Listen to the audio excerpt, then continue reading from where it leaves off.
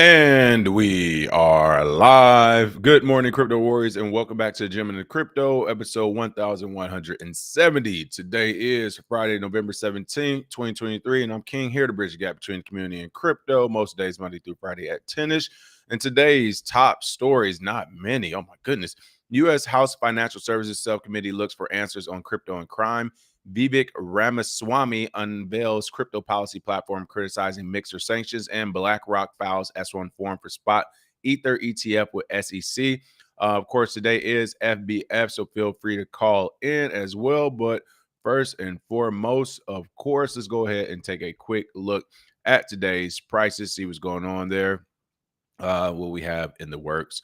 All right, so Bitcoin coming in back to sideways movement, $36,105, down 1.95%. Ethereum at $1,937, down 4.61%. Ripple at 59 cents, down 5.57%. Solana at $55, down 11%. Number 10, Tron at 10 cents, down 0.75%. Recently added verified USD Foundation, USDB. Wow. Looks like a stable coin, POW blocks, and Ordi 2.0. Trending tokens, of course, it's Casper down 15%. Ooh, that we knew the retracement was coming. I mean, they've been doing dumb numbers right now. Bitcoin and Solana, all those retracements are normal as well. Fear and greed index has dropped a little bit to 71. That's what I'm saying. Like, don't be scared now. How does it go from a 73 to a 71? How does things drop 15% overnight? Like, come on, they should have went up 20 or 30%. Don't be scared now. Why is it fear and greed going down a point or two?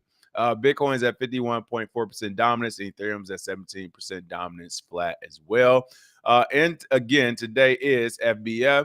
The link is already in the chat. I'm about to pin it to the top, so feel free to call in if you have anything. The news stories are super slow right now. Most of the news is either talking about specific projects, which I'm not really getting into, or unfortunately, I mean, it's just regulation heavy. So that's what we're going to be doing today. We're going to be talking about boring regulation. Hopefully I can keep this thing interesting, but unless you all call in, it's going to be a pretty short show. I can't make these things up. There's not much happening. The market has essentially semi-stalled until we figure out what happens next. But first up, U.S. House Financial Services Subcommittee looks for answers on crypto and crime. Reports on crypto funding, terrorism, and blockchain forensics were confusing, but everyone agreed on the need for collaboration and regulation. So essentially, the reports and blockchain forensics weren't confusing. If you followed this meeting, essentially what happened, a lot of people in the crypto space who used to work in the government space as well, former military, cybersecurity professionals, intelligence professionals, government workers, who now also work with cryptocurrency companies, were also at this meeting, the subcommittee hearing. And essentially, a lot of the opinions and people were talking were saying things that we already in the community know, but they don't know. They're saying, or should know, things like, hey, that Wall Street Journal article you all are using to make legislation is false, is wrong, is way off. Some of these other metrics and things that you all say about the crime and illicit activity in crypto as a whole is off, is wrong, is way lower. Like, these were the narratives and sentiments coming from that meeting. So instead of just saying, hey, we were wrong, we're doing a big circle jerk and we're wasting taxpayer monies, instead they said, well, you know what, maybe this information is confusing, but we definitely need more collaboration and regulation. Like, literally, that's what they came to from the meeting. Everything they wanted to meet about, which they thought was true, was false. And instead of just saying, not only is all this stuff we thought was true is false and we're way off and we don't know what we're doing, they just said, well, one thing's for sure. We definitely need to collaborate with each other more and talk to each other more. And we definitely need regulation. We've been wrong thus far. There isn't a problem where we're trying to make a problem out of. And since we've been wrong, we can just say this stuff is confusing and we just need to work together and regulate. Hilarious. Like, that is literally how this meeting went down. The United States House Financial Services Subcommittee on Digital Assets, Financial Technology, and Inclusion. I mean, to put inclusion in there. And you're talking about a meeting with regulation, which would not include people. It would actually do the opposite of include. It would exclude people. It's exclusion. So it's kind of crazy that this meeting is about inclusion when literally the outcome of these meetings at exclusion to the market, not an inclusion. But they received an education in the uses of blockchain technology in a hearing titled Crypto Crime in Context, breaking down the illicit activity in digital assets. Again, the fact that this is a title of a federal subcommittee meeting, Crypto Crime and Context, Breaking Down the Illicit Activity in Digital Assets. Now, again, this information was confusing because they realized the illicit activity in digital assets is slim to none, right? It's very low. So that's why they labeled it now confusing. Well, the information is making sense and is not confusing. You all are wrong. So a few things. First of all, they are wrong for even naming it this. This doesn't sound like exploratory. This is an exploratory title. It sounds like you already stated what it is, and you're just trying to find reasons and evidence to support your hypothesis already, what you came to. This isn't exploratory. You aren't saying crypto crime in context, breaking down the possible illicit activity in digital assets, breaking down the small amount of illicit activity in digital. Like, that wasn't where they're going. They're going to, no, this is already a thing. Crypto crime is real. It's a big number. We need to break down how this happens. And then you get to the meeting, everybody breaks it down. And it's like, there actually isn't any crime or a lot of crime, like, or illicit activity. Then you say, oh, well, this is all confusing to me. This is just, no, it's not confusing. You're wrong. You are wrong, wrong, wrong, wrong, wrong. And it's crazy that they're receiving an education in the uses of blockchain technology after they've already started to form legislation ideals and say things like this illicit activity in digital assets. How can you say there's illicit activity when you're not even educated on what the actual technology does? Absolutely crazy to me. But again, this is November 15th hearing. It was bipartisan in nature. Chair French Hill stated at the outset. Hill began the meeting by citing an article published by the Wall Street Journal on October 10th on the use of crypto by Hamas for fundraising. Again, this article was already corrected on October 27th, yet they still decided to use this same article to begin the crypto crime illicit activity meeting, which was already been to be a false article. They got wrong information. They barely corrected it, yet that's what they're still going to use to lead the meeting, which is why by the end of the meeting, they all were just like, well, this is confusing. Where it's like, no. Don't you backtrack. That's like if I run a red light. The police try to stop me for a ticket. And, sir, these lights and roads and maps and iPhones and Androids, it's just also confusing. Like, it's not my fault. Like, no, I'm getting a ticket. If I do something worse, I'm going to jail. Yet our own government can say, hey, is crime and crypto is illicit activity? This is wrong. Look at this Wall Street Journal report. And everybody's like, no. The Wall Street Journal report's wrong. The analysis says there isn't that much illicit activity. So, like, exactly what are you talking about? And instead you're saying, oh, my bad, we're wrong, or we got this wrong, or something. You're just saying, this is all so confusing. Like, we just need to meet more and regulate this thing then so we can figure it out. Like, no, nothing needs to be regulated. No, the numbers say you're wrong. Nothing needs to be regulated right now. We don't need more collaboration. You all need to go back doing your regular day jobs that you failed horribly at. And that's regulating the traditional market, the banks, who get away with everything. You failed at that. Yet they want to parlay over to crypto, right? They want to grift over to crypto. It's not working in the traditional sector. We can't stop the banks from doing what they want. Maybe we can stop that good old technology and these new project founders where they get a start off the ground. Like, this is absolutely insane.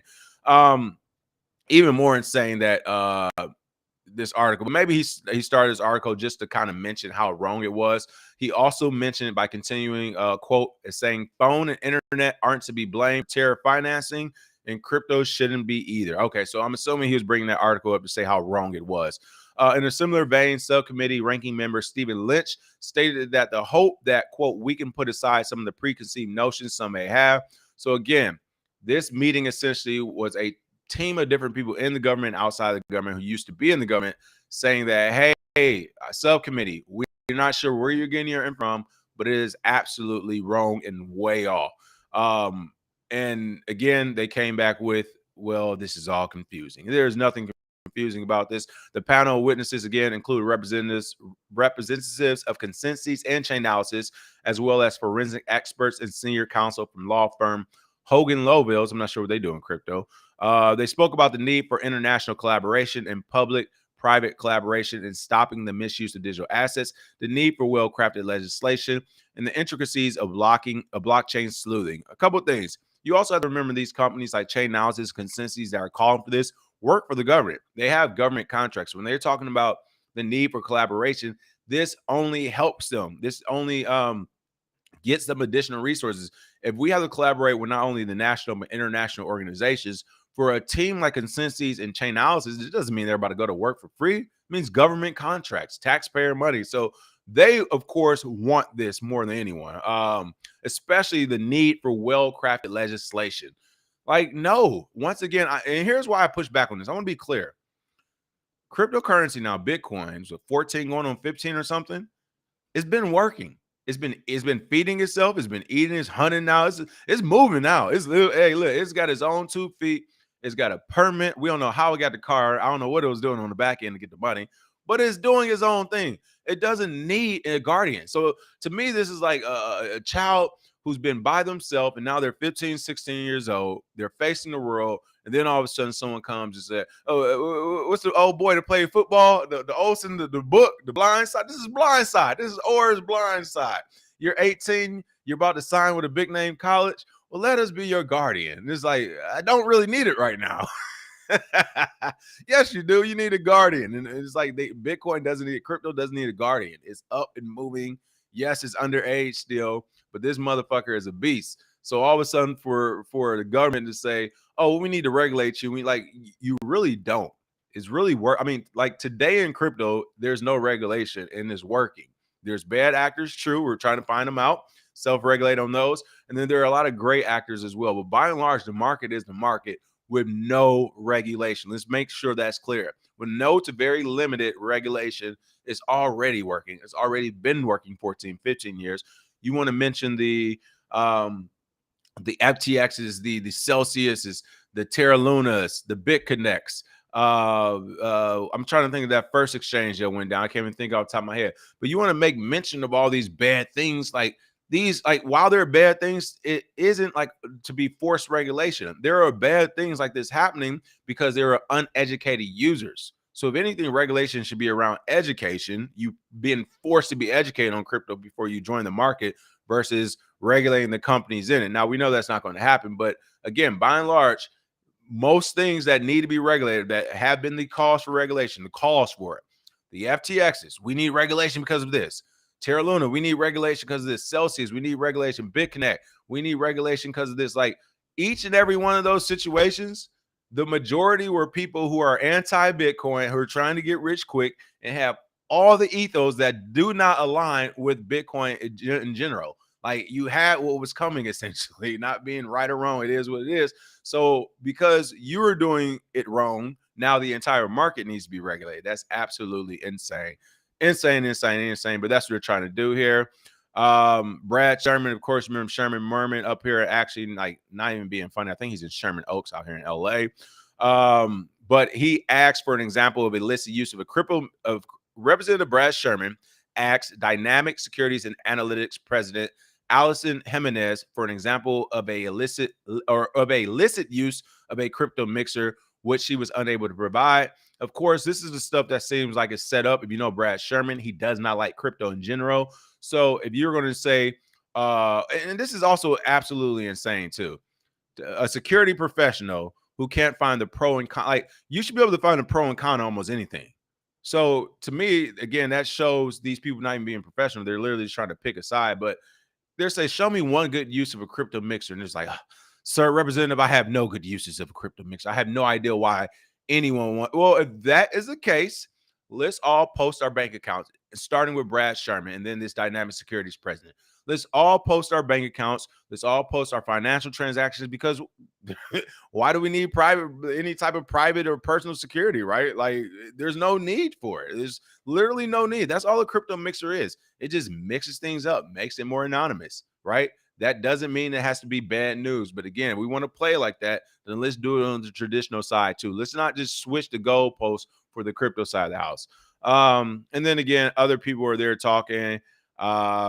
They talked about the Hamas digital fundraising, which of course that was already wrong. Circle jerk, who's right, who's wrong. Okay, guys, I guess this is all confusing. Like that's how it ended. So again, more taxpayer money wasted. I would again go on to say this is waste, fraud, and abuse. Like these people need to be charged with a crime. If it was any low-level military person doing this type of debacles here, they would be arrested already and sent to Leavenworth. I'm not sure how our government as civilians are allowed to steal from us so blindly the way they do. I mean, there was a totally different subject. I saw an article in the newspaper either yesterday or today talking about, and I can't think, I want their name off the top of my head. I'm seeing their name. I can't think of it. It's like a congressman or some type of public representative. I'm pretty sure it's a congressperson who is stealing funds. He's stealing money, just straight up stealing money. They found out he was broke. He got bad credit. Everything wrong with the guy, and he just been in there stealing money. I'm about to find this out right now. Congress steals money to spend on luxury. I'm about to pull this up because this is my point. It's like, it sounds like it's conspiracy theory. It sounds like I'm way off.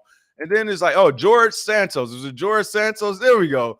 George Santos. And he's one of them, like, he's a popular politician. This isn't no underground. Well, this is just that one person who's from sorry to clown you, but North Dakota or something. I don't know. Like, right? It's like, this is a person just from Maine, small state. It's like, no, this is a person from a big state who's well known, who's stealing in front of the American public and getting away with the shit for the most part until they get caught. And even then, they're getting away with it. So I'm about to pull up this article. It has everything to do with crypto. Why? Because these are the same people regulating crypto. They are literally corrupt, crooked thieves, dummies, like everything wrong with humans themselves. GOP House Ethics Chair files new bid to expel George Santos after scathing report alleges theft. House Ethics Committee Chairman Michael Guest, Representative Republican Mississippi or Representative, filed a resolution to expel Representative George Santos, Republican New York. So yeah, George Santos is from fucking New York, stealing people. New York. So what do you think your small state's doing that you can't pay attention to or track their money if New York is getting away with it? The resolution came after a damning report alleging the scandal-plagued GOP freshman committed campaign fraud and theft. Guest said that the evidence uncovered through the committee's investigation of Santos is more than sufficient to warrant a punishment. And again, I want to get to the actual dirty details really quick. Santos blatantly stole from his campaign, deceiving donors and submitting fake campaign loans while sustaining a series of lies about his background and experience, the report alleged. Santos allegedly used money intended for his campaign to enrich himself, including by spending more than $4,000. You remember what I said, folks? They don't get paid like that. Remember when I was telling you that when I said 25, 30K, 50K in some states and some markets, you're already a small whale, whether you know it or not. This man is going down for spending 4K at Bloomingdale's. Yo, in LA, this is a fucking Wednesday for some people. And this is a New York representative. 4,000 at luxury clothing store Hermes and making purchases on adult cam site OnlyFans. That's right. Using taxpayer money to pay for some pussy. I'm going to say it on YouTube because that's what our actual government's doing. Taxpayer money to see some toe pictures, to see feet. He wanted feet. What was the Jets head coach? He wanted that feet and he wanted himself. I did not vote in the past to expel George because I'm crooked. Oh, I'm sorry. He said, because I didn't believe there was due process. Representative. No, the real reason I did not vote in the past to expel George because I didn't believe there was due process. AKA, I got my own dirty shit going on. Last thing I want is for us to just start pointing fingers and people getting in trouble without a lengthy court process, which it is very hard to provide evidence to and which we can get away from. That's what he wanted to say. I got my own shit. I ain't trying to get on nobody else shit. This is Representative Ken Buck. Oh, I don't even trust Ken Buck. The last person, some Buck out here in who was in West Hollywood. Look up Buck in West Hollywood, the dirty stuff he was doing. Another guy, he wasn't in the government, but he worked very closely with them. Ken Buck, Representative Colorado, said Thursday on MSNBC, but I think he's been given the fair due process now. Wow. So again, I don't know where the real scathing story was at. It was one that was saying like all the literally they're kind of listing what he spent the money on. There we go. Here we go. All right. A sitting lawmaker who uses campaign for personal gain, alleging that Santos spent campaign funds on Botox treatments, designer goods, lavish trips with his husband. It also detailed his purported attempts to obfuscate his financial transactions. Again, trying to hide financial transactions. Can't do that with Bitcoin. Suggesting a deliberate effort to construct a misleading and fictional financial narrative within official records. Again, this article is important. Why? Because this is a representative out of New York who, as a whole, New York has been trying to crush Bitcoin. Why? Because they work for the banks. This is not being like conspiracy theorists, or maybe this is literal corruption in your face being reported by the highest of the highest media organizations in the United States and the world, right? This is a sitting representative in New York committing all types of fraud. And what makes it worse, it keeps bringing true what I said. These people are fucking lames. And why are lames who, I'll say George Santos, for example. Outside of George Santos being elected that representative for New York, he does not have more experience in life than me. And he's older than me, right? He ain't pulled, well, definitely not more girls because he likes guys, but still. Even if you like guys, you ain't pulled more guys than I have girls. You don't have experience talking to humans, talking to people to date. You don't have experience in geopolitics. You don't have experience traveling. Like, this person doesn't have experience. They're frauds, and he's not the only person. It was a whole litany of other ones the article pointed out that had Congress people who are in debt right now, who credit score is terrible. Like, in the military, as an officer, you're not even allowed to hold top secret clearance if your credit is jacked, because they're like, yo, you are easily manipulated. All somebody got to do is come with some money and you're going to be telling them all the secrets. So how are you in Congress with bad credit, with all these bad marks on your, it's people with criminal records in Congress right now. All right, that's my rant. I won't go too much crazier, but my point is that these are the same people that make up the House Financial Services Subcommittee. These are the same people who are creating legislating for crypto. So you better believe that they're already in their own financial constraints, and they have the banks over here. Hey, you're trying to get reelected, you need campaign funds and everything else. What do you think they're going to do? They're going to be anti-crypto at every turn they get, which is what they've been doing. And you're absolutely insane to think that just because I can't prove the corruption or I can't personally arrest or get these people in trouble, that I'm just going to go with the flow of the show, because what? That don't even make sense to me. Like, if that's the case, I need to be out here in West Hollywood or across somebody's couch to get a roll. Like, that's not how I roll, including the U.S. government and now cryptocurrency. If it's wrong, it's wrong. Listen, we're going to, hey, guess we breaking laws. We're going to be sitting in front of the bus, people, okay? Because right now, the people creating the laws are crooked, they're unintelligent, and they have no experience. Yet they're telling us what to do. It's absolutely insane. I'm done. I had to get it out. I'm sorry. Happy Friday. I had to get it out. This is like, it's making me go crazy, people. It's truly making me go crazy. I'm gonna go ahead and take a peek at these comments and see what you all think. I know some of y'all are some do-gooders. Y'all like licking them that leather. So I don't know. Some of y'all probably disagree with me. I'm like, oh, King, the government can't do any wrong. They're always right. Let's see what we got going on. KW1 say, I'm still amazed that that George Santos got away with his scams. I mean, people, New York. Can you imagine? The Southern District of New York is just nonstop crypto evil, crypto evil, crypto evil. And at the same time, it's like, yo, one of your own is doing all this shit you saying crypto's doing. Like, he's stealing stuff. Hilarious. Congress people been in debt, says Ancario. Listen, no riz, no money, no game. These are the people who tell the rest of humanity what to do. That's the part that's starting to really bug me. It's like, look, y'all keep playing. We're going to codify everything. We're going to have AI making decisions for us. And you know what? Over the George Santos of the world, I'd rather have an AI bot. You know what? Fuck it. I saw that movie the other day, The Creator. Shout out to his John David Washington. Denzel Washington's son did a great job. That movie made me mad. Why? Because, you know, spoiler alert for the movie The Creator. I keep telling you all, we need to vote right now if robots and clones will be equals or not.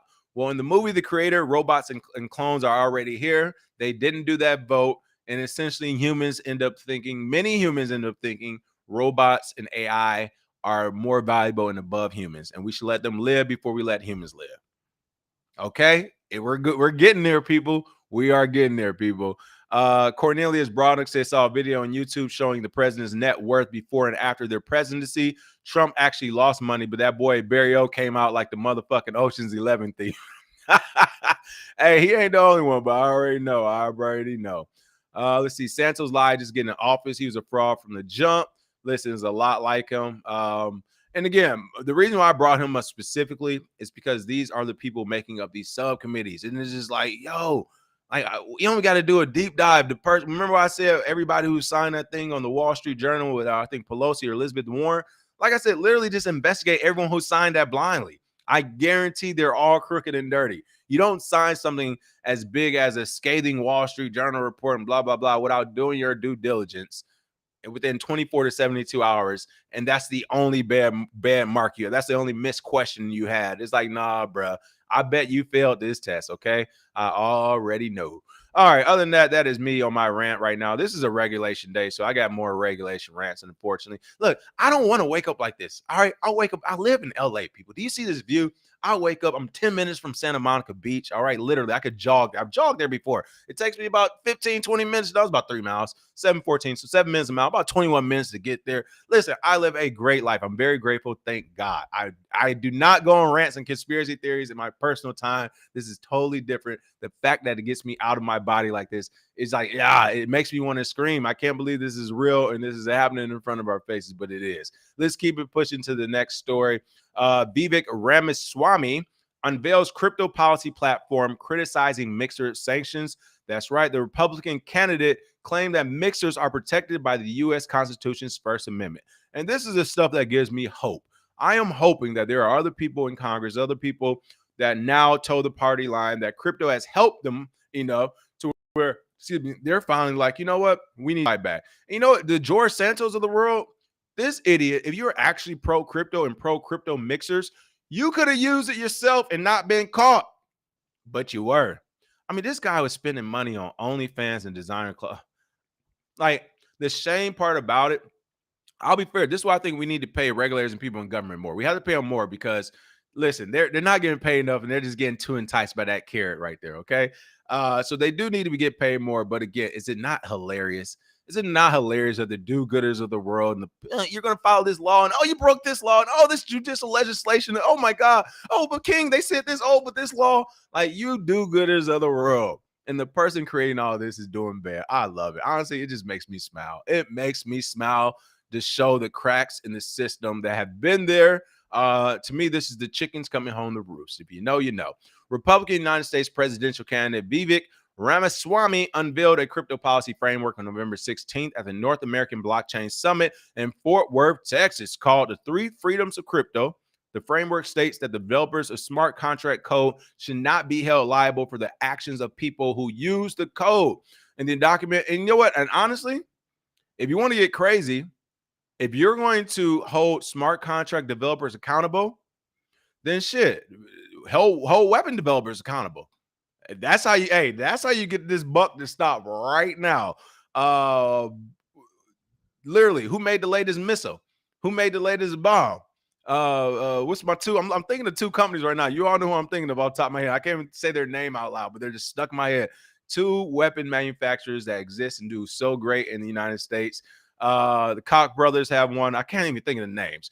But my point is, there's like two main weapon manufacturers in the U.S. There's always creating some new shit. Are we going to start saying, oh, you just made this new hydraulic, whatever bomb, and there was all? Are we going to start saying, oh, you created this? You're going to go to prison for it because someone can use this bomb. What if this bomb gets in the wrong hands and someone overseas uses it? Let's do that with guns. Like, this is such a slippery slope. It's victim mentality. Lockheed Martin, thank you. Lockheed Martin and Raytheon. Y'all know what I'm talking about. Those are the two of the big ones. Lockheed Martin was one. Raytheon was the second one. It was actually a different one, but that would do for now. But that's my point. Are we going to start going to Lockheed Martin and saying, oh, you all just made a new missile that can take out 3 cities? Like, everyone here needs to go to prison. You're doing that for code. They're doing that for whip. Do you all really understand the corruption that's going on here? They're saying you're allowed to make a missile or a brand new gun. And if someone uses it, they use it. But you are not allowed to make a website. And if someone uses that, they use it. Absolutely insane. But that's what we're doing here. And of course, I expect it. I expect nothing less from the gang. Okay. This is why I keep saying gang. Y'all believe me now? Does George Santos qualify as a gang member now? Is he doing it? No. All right. He's scamming. He's doing fraud. He paying for prostitutes. Sounds like a gang member if I've ever met one. Okay. Can we agree there? All right. We got some real gang members in our government. Okay? All right. But going back to this story.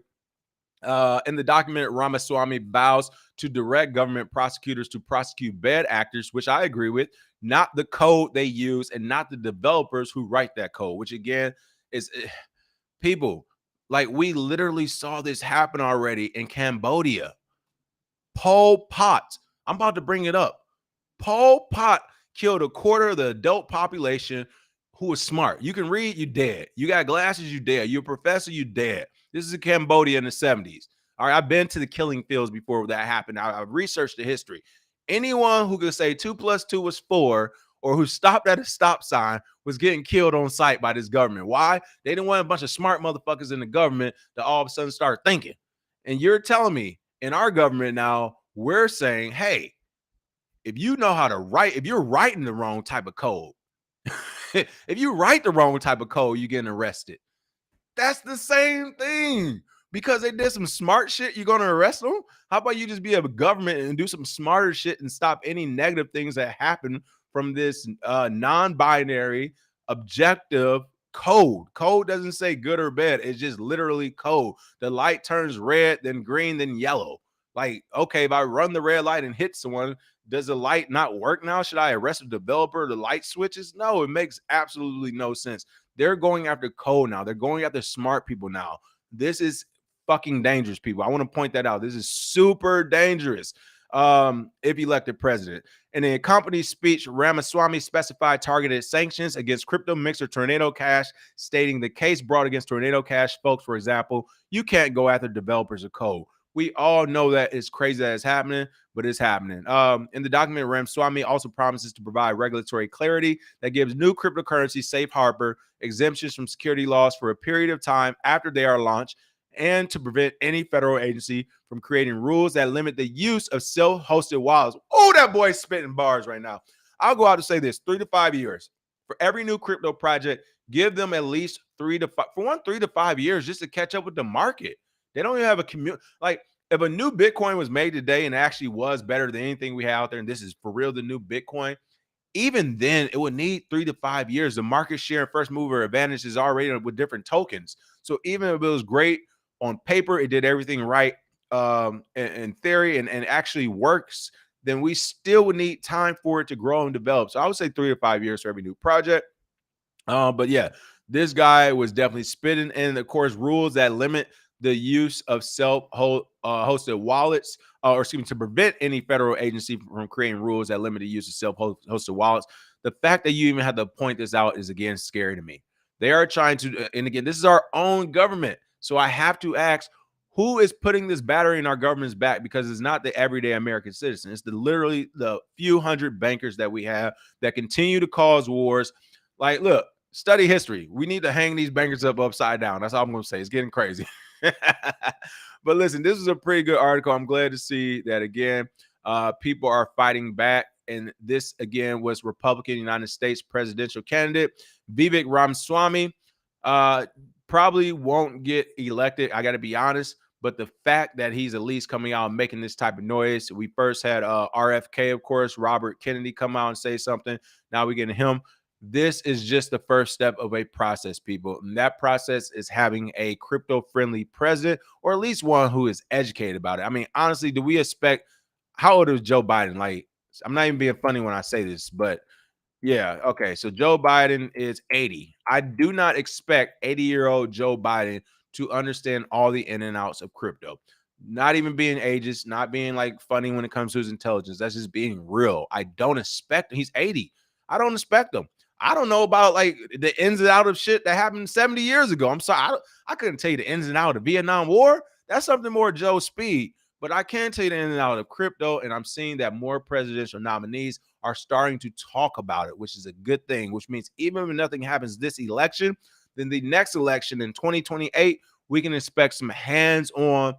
If you're not talking crypto, you will lose this election. We can expect that type of narratives and rhetoric to come out. So I think this is a great thing in the right direction as well. Yeah, there we go. Northrop Grumman and Cario, my man. Northrop Grumman. That's who I was thinking of. Let's see. Intelligent thinkers are the bane of absolute power. Yep, the craft of power. That's my book. Propaganda is to induce action on your behalf rather than provide information for intelligent digestion. Listen, I already know. I just like to do these rants. He should get those tars tatted because he's killing it. Ushering a new technological economic order under the guise corruption. Smart move. Exactly. Vivek is not for crypto. A lot of them are just trying to figure out which way the wind is blowing. Okay. And it's funny you say that, because as I was reading the article, in my head, I was like, I bet he's not even for crypto. I really was kind of thinking that in my head. But yeah, I understand. Underpaid purposely. Corporations need them to be easily manipulated. That's true as well. London County, Virginia won a federal contract to host the largest server farm. I'm thinking they're looking to mine digital currency. I don't see why they wouldn't do that. Oh, iRobot is coming, Hyben. Yes, iRobot is on the way. It is on the way. I think we're honestly 10 to 15 years out. I think we're 10 to 15 years out of iRobot. At least the beginning of it, right? Like the entry level self-driving cars, the entry level robots, the entry level smart tech, smart AI. You know, your refrigerator runs out of milk, and when it's a quarter left, it automatically renews it and buys it off Amazon and charges a crypto card. Like it's happening. It's happening slowly, but it's definitely happening. Zyro says super validating in a way though to see it all happening. People saying we're spouting lies, but then you pull up a story and it's like, what lie was told? Exactly. That's what I mean by like the Santos stories. It's like, no, it's people who are really like no police officers are dirty, no military are bad, like no Congress people, no one in our government could do wrong.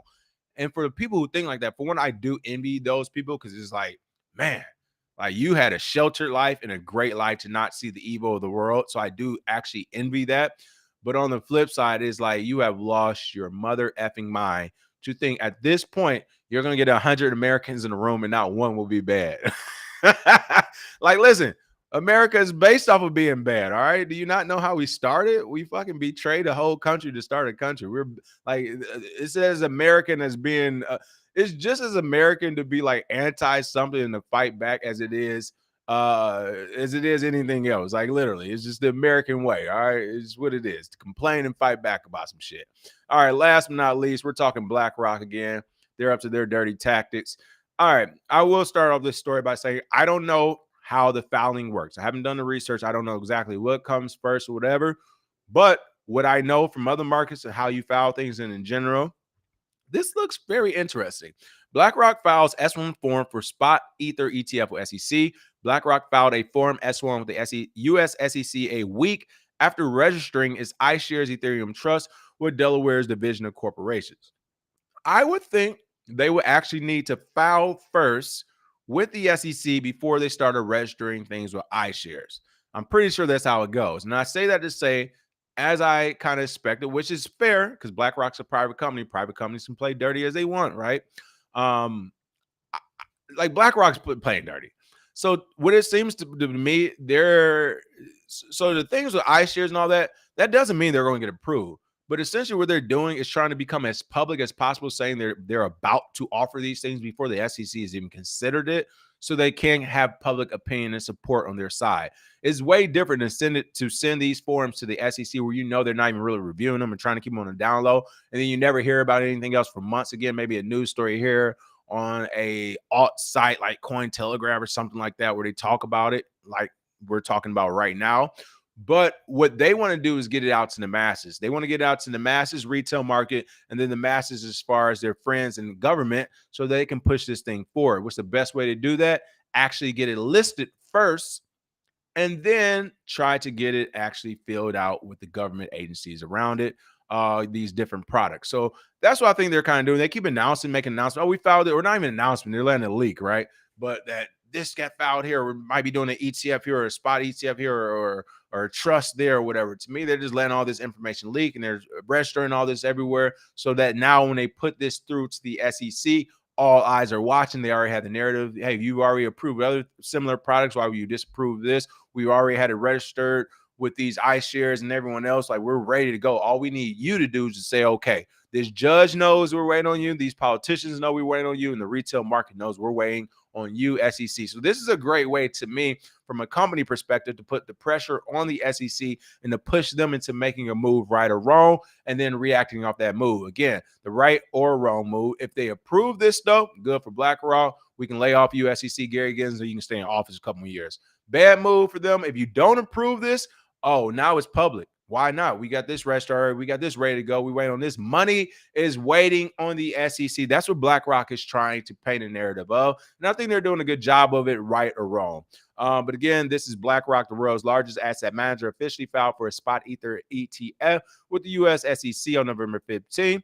It's dubbed the iShares Ethereum Trust, aims to reflect generally the performance of the price of Ether. But again, I'm calling it as which seems to be a roundabout way of BlackRock promoting this thing to the public without officially promoting it and getting their push to make the SEC make a decision. Now, what we're about to see here in this last quarter, people, this is General Custer's last stand. I'm talking about Gary Gensler. Feel free to call in too. I'm going to end the show here soon.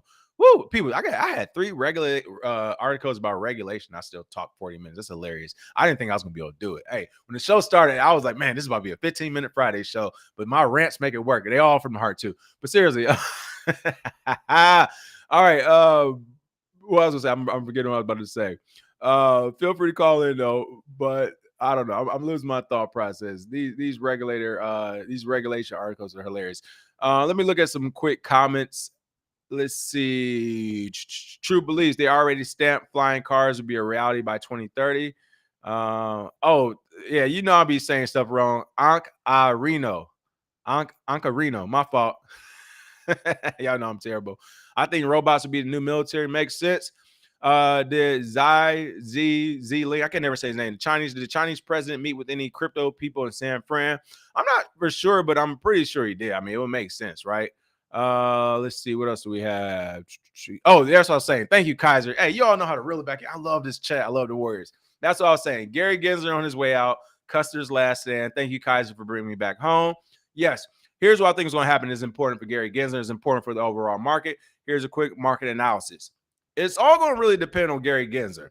If he gets out of office here in the next 3 months, 4 months, I'm talking. Well, let's go to March. We'll go to March. We'll go to April. If he's out of office by April, by the happening, oh man, this market is people. They about to do some dirty shit with the market. Like Gary Gensler is no saint for sure, but I will say what I think he's doing. Maybe not even intentionally in a roundabout way. He's kind of holding the market together. In a manipulation sort of way. What I mean is it ain't going too low, it ain't going too high. They got that nice gold price sideways going what they want, right?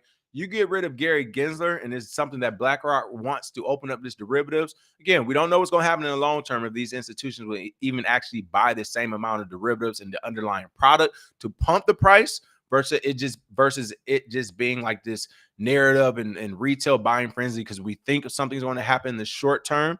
But in the short term, whatever prediction we had, shit, times it by 2.5 if Gary Gensler gets out of office.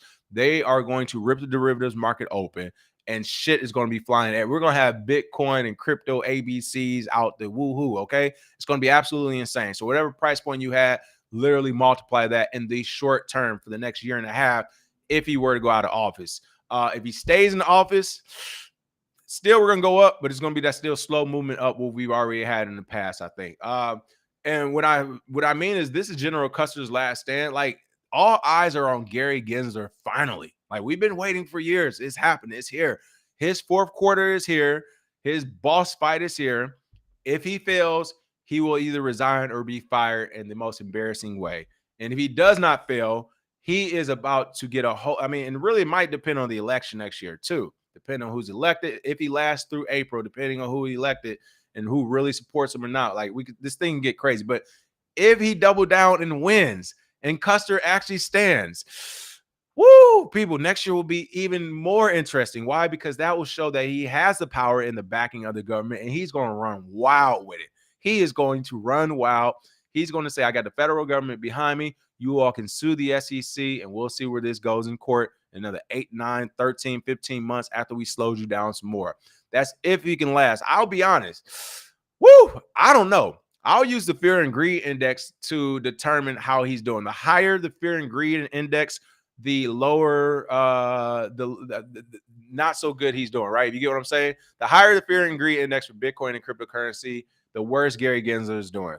The lower the fear and greed index, the better the SEC and Gary Gensler is doing. So I'm looking at that. That fear and greed index hits 85, 86, 90. Oh, unless he goes with the flow, he's out of there. But we can still maintain this under 75, get back down to the 50s and 40s. He's good to go. But regardless, I think this is General Custer's last stand. Next 3 or 4 months are going to be very telling for Gary Gensler. But if this guy can push through and he can maintain power, then man, it's going to be tough. It's going to be a tough market. But I don't think that's going to happen. BlackRock, when you do these type of moves where they're getting shit listed first and then going back, like, so without saying it, you're saying to the SEC, like, yeah, we beefing. Like, what? You just went above me. You went above me to the public, and then you come see me? Like, if it were any other company, if this was any other company, you better believe that Ethereum ETF will be balled up and tossed in the trash. But since it's BlackRock, they know you can't ball up their shit and toss it in the trash. But they are like, this is war with the SEC. You went around them. You announced this publicly. You did all of this without even going to the SEC first. It's about to get real fun, really interesting. It's still going to be a ton of regulation articles, unfortunately, which will slow down the news cycle of the market. But once it's all said and done, people, you better believe it's going to be to the races. So I can't wait. I'm still excited. Happy Friday. There's a lot of good stuff going on in the market per usual. I'm talking to a lot of people behind the scenes who have some interesting things going as well. They're just kind of waiting for the market to rebound. But yes, this is a great one right here. I'm about to mispronounce it wrong. I got to scroll back up. And I say it right when I see you in person. Reno, even though which call tried to sound out for me, said, where is it at? We came for the crypto news. We stayed for the rants. Hilarious. You just had a great comment I wanted to highlight before we go. Oh, what's the over-under on whether Gary Gensler makes it home for the holidays with a job? I like that. I think he'll make it home for the holiday with a job. February. I think February will be an interesting month for Gary. I'm going to go toward February. I'll say February. If they don't get rid of him, then shit, it's going to be tough. But I'm thinking he's good for the holidays. They're not going to fire the man on the holidays. They're going to let him go home to his family. But when he get back, it'll be interesting. All right. Other than that, that is the show for the day. Smash that like and share, and I will see you all next week. The podcast will be updated by the end of the day too for your listening enjoyment. Hey, this show can't happen without the comments and the Warriors. Much appreciated support. This shit is amazing. I love reading this stuff while we're going. All right, smash a like and share. I'll see you all next week.